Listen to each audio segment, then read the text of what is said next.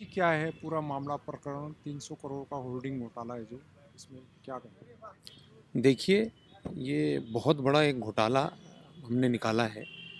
Hoardings जो लगते हैं, इनमें टेंडर्स होता है। टेंडर होता है, ये नॉर्मल L1 वैल्यू के टेंडर नहीं होते, ये उल्टा होता है। जो सबसे ज़्यादा रेवेन्यू नगर निगम को देगा, उसको चुना जाएगा H1।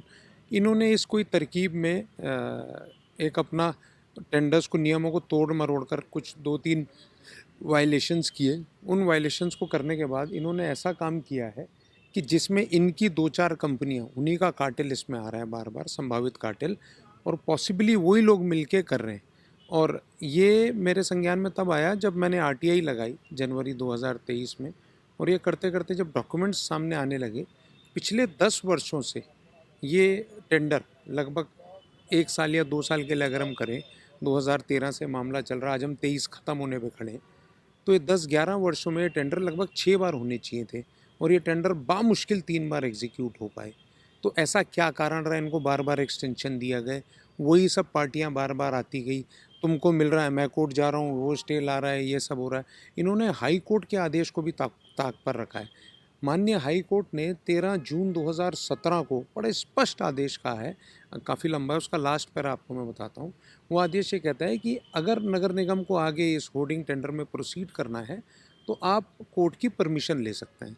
तो नगर निगम को चाहिए था, उनके वकील को चाहिए था, वो कोर्ट में जाते, डॉक्यूमेंट्स लगाते कि भाई हमारा रेवेन्यू का लॉस है, हमें टेंडर खोलना है या कोई भी दूसरा फ्रेश टेंडर करना है, इस कार्य को हम करना चाहते हैं।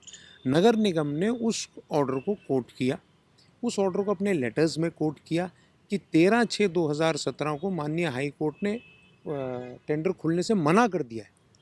हाई कोर्ट कुछ और कह रहे हैं, नगर निगम की फाइल कुछ और कह रही है। और उस मना कर दिया कि लाइन पे इन्होंने लगभग 2.5 साल, मैं रिपीट कर रहा हूँ आपके चैनल के माध्यम से, लगभग 2.5 साल, मतलब आप ये समझिए सैकड़ों करोड़ रुपए का काम उसी कंपनी को एक्सटेंशन के रूप में दे दिया। साल दर साल ये कार्य चलता रहा। 2022 में ये लास्ट टेंडर होता है, ठीक आचार संहिता से पहले। मार्च 2022 में कंपनी को वर्क ऑर्डर जारी होता है। वही कंपनी है जो पिछले 8-10 साल से करती हुई आ रही है। उसको वर्क ऑर्डर जारी होता है। वर्क ऑर्डर जारी होने के बाद उसको लिखा जाता है, टेंडर की शर्तें हैं कि 3 दिन में आप पैसा जमा करेंगे। नेचुरली नगर निगम या कोई भी सरकारी काम करेगा हाँ। तो कहेगा 20%, 25% जो भी उसकी रॉयल्टी मनी आप जमा करें, काम शुरू काम करिए। शुरू। उन्होंने 1 रुपये जमा नहीं किया। उनको 1 नोटिस, 2 नोटिस, लगभग 5-6 नोटिस गए। अंतिम नोटिस उनको जून में गया कि अगर 3 दिन में नहीं किया तो आप ब्लैक लिस्ट हो जाएंगे, आपको कैंसिल कर दिया जाएगा और ये कर दिया जाएगा। स्ट्रेंज, कुछ भी नहीं हुआ। क्या किया नगर निगम ने? उसके बाद 3 महीने बाद 9 सितंबर 2022 को पुनः उसी कंपनी को ऑर्डर दे दिया जाता है। कहाँ, कौन से जिन से वो ऑर्डर आया है? आप उसको फाइनल नोटिस दे रहे हैं कि आपने अगर 2 दिन में पैसा जमा किया तो हम आपके खिलाफ एक्शन लेंगे। ना कोई लेटर, ना कोई नोटिस, ना कोई पैसा जमा, ना कोई एक्शन। और 3 महीने बाद उसी को कहें भाई साहब आप उसी रेट पे कर लो। और ये जो 6 महीने का स्पैन था, उसको पुराने रेट में वो करता चला गया। समझ रहे हो आप इसकी टेक्निक, समझ रहे हो? 9 सितंबर में उसको ऑर्डर हुआ, और जो मार्च में उसको ऑर्डर मिल गया था, तो 6 महीने पहले वही कंपनी थी। तो 6 महीने वो पुराने रेट पे काम करती रही, तो नगर निगम को 2-4 करोड़ का ये घाटा हो गया। ऐसे करते करते लगभग 300 करोड़ रुपए का खेल इन्होंने, मैंने पूरा डेटा निकाल रखा है। और पूरे डेटा के साथ फिर मैं 11 अगस्त 2023 को माननीय मेयर, इस शहर के जो प्रबुद्ध और प्रथम नागरिक हैं, सुनील उनियाल गामा जी, उनसे मुलाकात करी, समय लिया, मिला। उनको मैंने एप्लीकेशन दी, उनको फैक्ट्स दिए, एविडेंस दिए। उन्होंने कहा इस पर हम इन्वेस्टिगेशन बिठाएंगे। उनको 2-3 बार मैंने फॉलोअप किया, इस पर कुछ नहीं हुआ। शासन में मैंने लेटर दिया 12 सितंबर 2023 में, शासन ने भी इस पर कोई बहुत भारी कार्रवाई नहीं करी। अब उसके बाद मेरे को मजबूरन ये स्टेप, उसके बाद ये लेना पड़ा। मैंने कांग्रेस भवन से 26 नवंबर को प्रेस वार्ता करी, 26 दिसंबर को, अभी 26 नवंबर को, सॉरी, ये प्रेस वार्ता करी। प्रेस वार्ता करने के बाद ये पब्लिक डोमेन में हम इस बात को लाए कि 300 करोड़ रुपए का घोटाला है। और लास्ट बोर्ड बैठक 30 नवंबर को थी।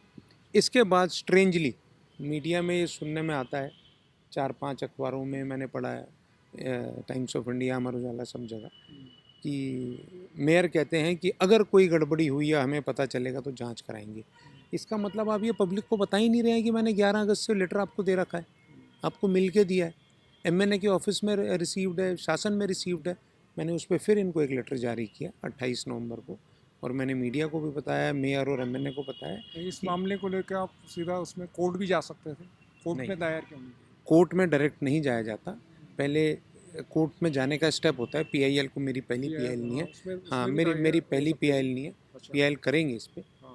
पहले हमको जो अथॉरिटीज़ हैं उनको इन्फॉर्मेशन देनी होती है, उन अथॉरिटीज़ को मौका देना होता है काम करने का।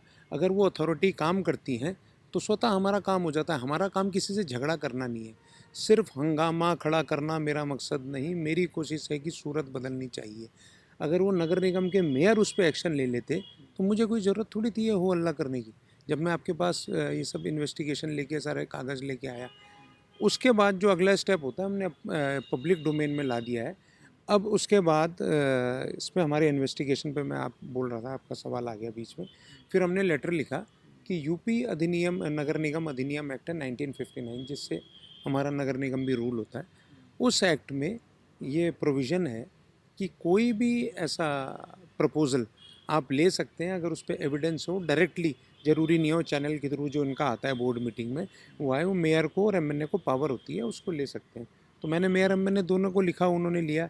मैं समाचार पत्रों के माध्यम से पढ़ रहा था कि 30 नवंबर को जो अंतिम बोर्ड बैठक हुई है उसमें मेयर ने इस पे जांच के आदेश इस पे दे दिए। जांच के आदेश दे दिए। हाँ। तो अब हम इंतज़ार करेंगे, ये हमारी पहली जीत है कांग्रेस की।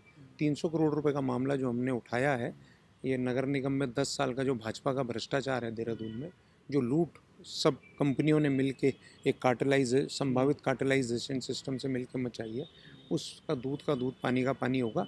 उस जांच में हम देखेंगे कौन एक्शन, कौन ऑफिसर्स, कौन क्या कर रहा है, पूरी उस जांच की मैं मॉनिटरिंग करूंगा। और अगर उसमें जो कार्रवाई होगी उसके बाद उस पर हम आगे का एक्शन लेंगे। क्या मानते हैं आप, निष्पक्ष जांच हो पाएगी? देखिए, करना निष्पक्ष चाहिए। गवर्नमेंट के ऑफिसर्स हैं, गवर्नमेंट के लोग हैं, गवर्नमेंट का पैसा है। आप गवर्नमेंट के पैसा, आप लोग सैलरीज लेते हैं, आपका घर चलता है, ठीक है। आप देहरादून को बेच के आपने, मतलब आप ये सोचिए कि आप एक्सटेंशन पे एक्सटेंशन दे के जो काम 2017 में 69 करोड़ का हो रहा है, 5.5 साल बाद वो काम 2022 में 63 करोड़ रुपए पे निकाला जाता है। आप बेवकूफ़ समझते हैं जनता को, क्योंकि कोई पढ़ा लिखा आदमी आपके सामने खड़ा नहीं हुआ, आप किसी को भी बेवकूफ़ समझते हैं। 5 साल पहले तेल की कीमत क्या थी, आज क्या है? 5 साल पहले आटे की कीमत क्या थी, आज क्या है? तो 5 साल में होर्डिंग और बैनरों की कीमत चेंज नहीं हुई। अगर आपने कोई भी ऐड, हम भी मीडिया के कई ऐड लगाते हैं और कई काम करते हैं, अगर कोई चीज़ 20,000 रुपये में 5 साल पहले लग रही थी तो आज वो 40-50 हज़ार रुपये में लग रही है। तो उनके तो रेट डबल हो गए जो मार्केट में मांगते हैं।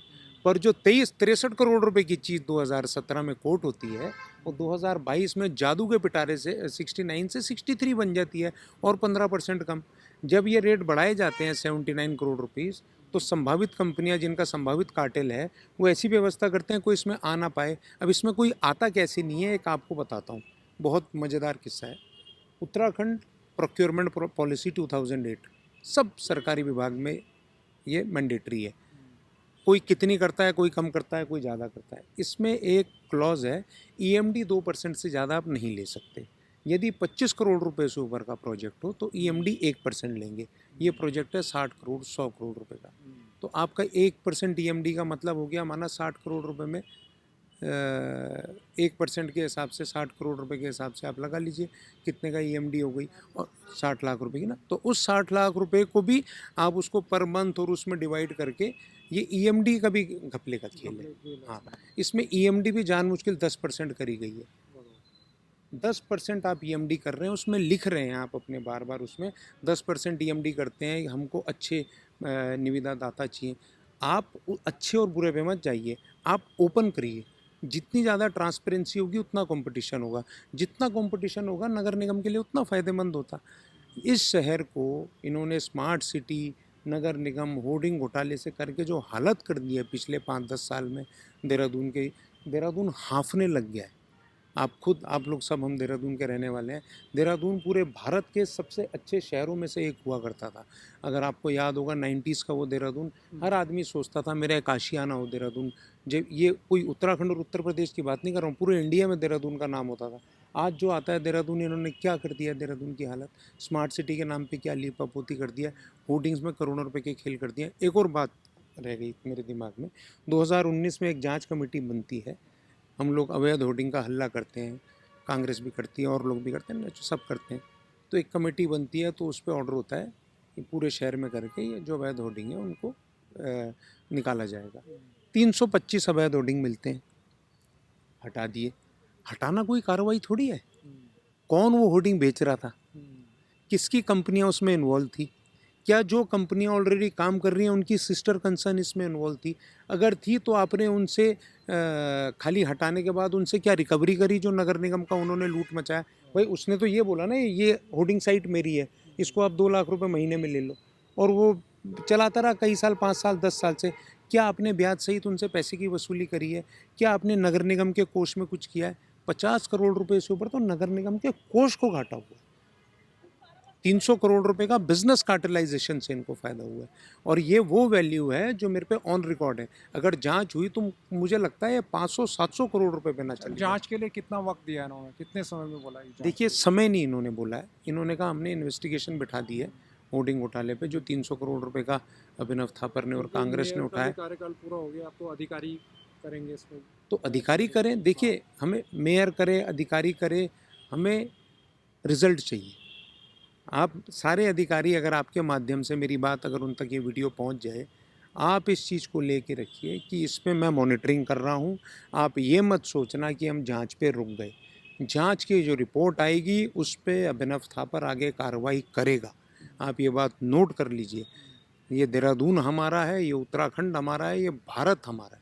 अगर इस पर जांच नहीं हुई, निष्पक्ष जांच नहीं हो पाई या अधिक समय लगा या कुछ होगा तो आगे का स्टेप क्या रहेगा? आगे जो कानूनी कार्रवाई होगी, जिस तरीके से जो भी स्टेप लिया जाएगा, कोर्ट में जाया जाएगा, और भी जगह जो सेंट्रल एजेंसीज़ हैं उनको भी इसमें अवगत कराया जाएगा। इस पे जांच तो इन्वेस्टिगेशन करा के वो करेंगे, और जिन कंपनियों के खिलाफ, जिन कंपनियां ने ये गलत काम किया है, यदि जांच में सामने आता है वो कि इन कंपनियों ने गलत किया है, तो उस इन्वेस्टिगेशन के पार्ट के बाद उन कंपनियों को ब्लैकलिस्ट कराना और उनसे पैसे की रिकवरी कराने का ब्याज सहित नगर निगम का काम करेंगे।